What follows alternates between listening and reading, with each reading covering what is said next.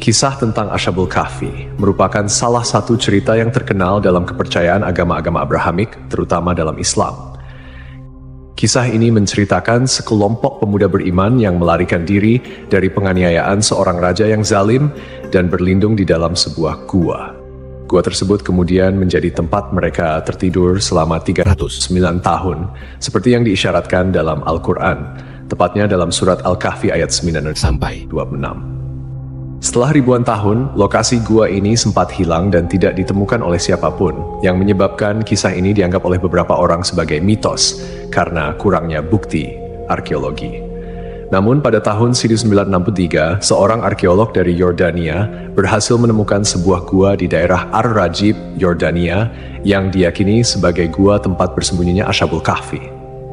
Penemuan ini mengungkap banyak bukti yang cocok dengan deskripsi dalam Al-Quran.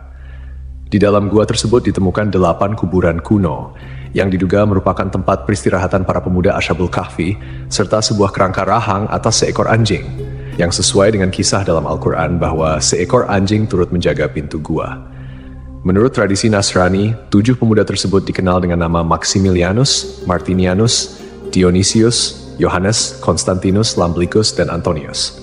Sementara dalam Islam, nama-nama mereka tidak disebutkan secara spesifik dalam Al-Quran, namun beberapa ulama dan sejarawan menyebut mereka sebagai Martelius, Cassitius, Sidemius, Mixalmina, Mikaslimina, dan Tamliha. Terdapat juga seorang pemuda penggembala yang membawa serta anjingnya untuk menjaga mereka. Pemuda-pemuda ini merupakan penasihat atau pembantu seorang raja zalim bernama Dikianus atau Dikianus, yang dalam beberapa catatan sejarah dikenal sebagai Decius, seorang kaisar Romawi yang berkuasa pada abad ketiga Masehi. Decius dikenal sebagai seorang penyembah berhala yang kejam, terutama terhadap mereka yang beriman kepada Tuhan yang Esa. Para pemuda ini melarikan diri dari ancaman hukuman mati yang dijatuhkan oleh sang raja karena mereka menolak untuk menyembah berhala dan tetap teguh pada keimanan mereka kepada Allah. Setelah tidur selama 309 tahun, para pemuda tersebut bangun dan mendapati bahwa keadaan dunia di sekitar mereka telah berubah. Orang-orang di sekitar mereka telah memeluk agama Tauhid dan kepercayaan kepada Tuhan yang Esa sudah tersebar luas. Bukti ilmiah dari penemuan gua ini memperkuat keyakinan akan kebenaran kisah Ashabul Kahfi. Penemuan arkeologis seperti kuburan kuno dan kerangka anjing di mulut gua sejalan dengan narasi yang terdapat dalam Al-Quran. Selain itu, penemuan ini juga menunjukkan bahwa kisah Ashabul Kahfi bukan sekadar mitos, melainkan sebuah peristiwa sejarah yang nyata, yang tercatat dalam literatur agama dan didukung oleh bukti-bukti fisik.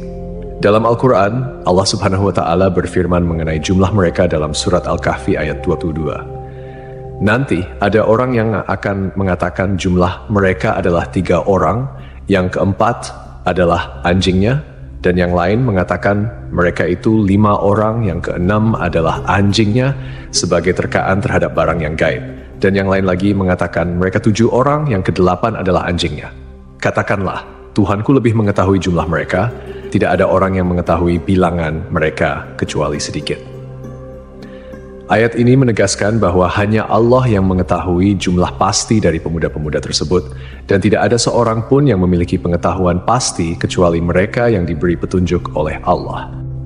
Ashabul Kahfi, seperti yang disebutkan dalam Al-Quran surat Al-Kahfi ayat 11, tidak hanya merupakan bukti kebesaran Allah, tetapi juga mengandung detail-detail yang menunjukkan mukjizat dan keajaiban yang hanya bisa diketahui melalui wahyu.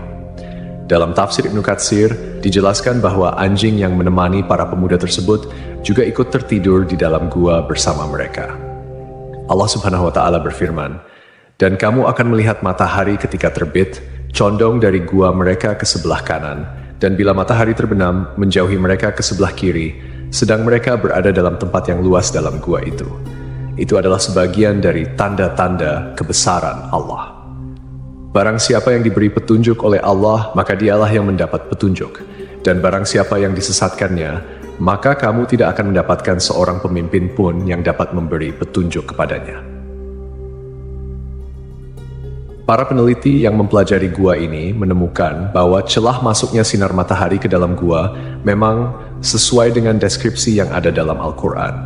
Celah gua di sebelah selatan mengarah ke barat daya. sehingga ketika seseorang berdiri di dalam gua pada waktu sore, sinar matahari akan bergerak ke arah kanan dan memberikan ruang untuk melihat pemandangan luar gua. Pada waktu siang hari, sinar matahari tidak masuk ke dalam gua, sedangkan saat matahari terbenam, sinar tersebut hanya sedikit dan sesaat memasuki gua.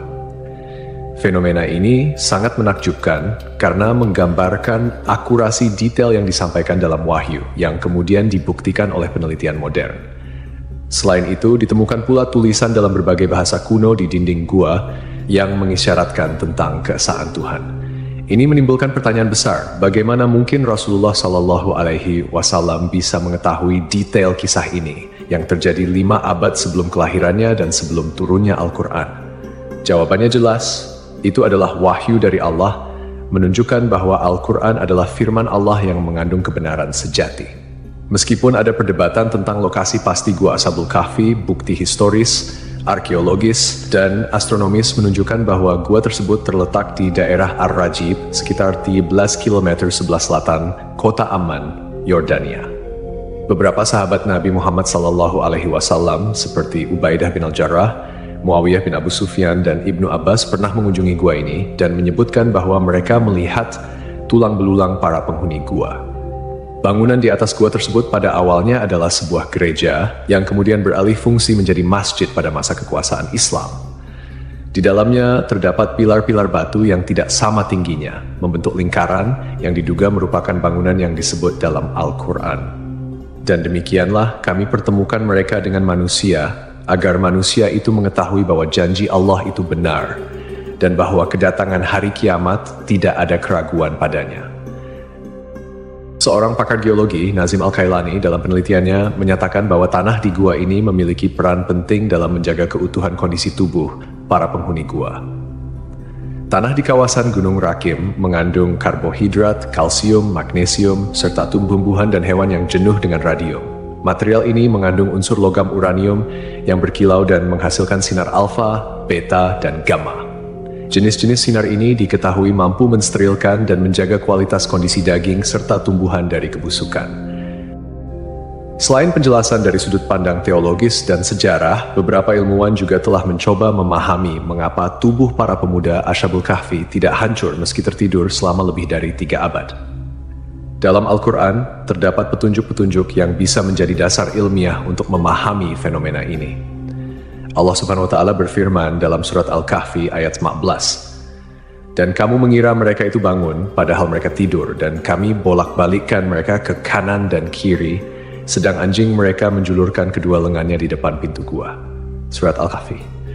Dari ayat ini terdapat beberapa pelajaran yang bisa kita ambil, terutama terkait dengan bagaimana Allah menjaga tubuh para pemuda Ashabul Kahfi selama mereka tertidur. Salah satu cara yang dilakukan Allah adalah dengan membolak-balikan tubuh mereka, sehingga menghindari terjadinya ulcus decubitus atau pressure ulcer, yaitu luka yang disebabkan oleh tekanan berkelanjutan pada satu bagian tubuh. Jika seseorang berbaring dalam satu posisi dalam waktu yang sangat lama, aliran darah ke bagian tersebut bisa terhambat, yang akhirnya menyebabkan kerusakan jaringan karena kekurangan oksigen dan nutrisi. Dengan memutar posisi mereka secara berkala, Allah menjaga integritas tubuh mereka. Ibnu Katsir, seorang mufasir terkenal, juga menjelaskan dalam tafsirnya mengenai surat Al-Kahfi ayat 19 bahwa Allah dengan hikmahnya menjaga para pemuda ini dari sinar matahari yang berlebihan. Sinar matahari pagi yang lembut memberikan kehangatan dan sinar yang cukup untuk menjaga kondisi tubuh mereka tanpa menyebabkan kerusakan kulit akibat paparan sinar matahari yang terlalu lama.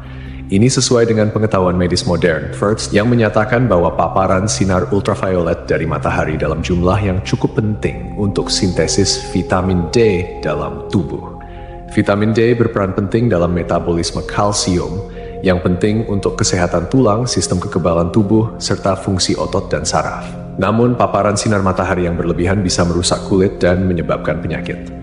Dalam ayat yang sama, Ibnu Katsir juga menambahkan bahwa posisi gua yang terbuka ke arah utara memungkinkan sirkulasi udara yang baik, sehingga gua tersebut tidak menjadi lembab atau pengap.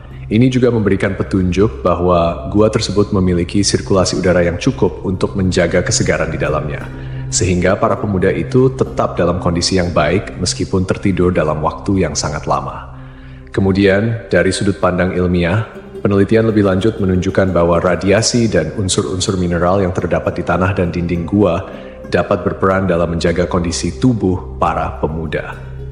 Seperti yang dijelaskan oleh Nazim Al-Kailani, unsur logam uranium yang ada di gua tersebut memancarkan radiasi yang dapat membantu mensterilkan tubuh dan mencegah pembusukan. Ini adalah bukti lain dari kekuasaan Allah yang mengatur segala sesuatu dengan sangat sempurna.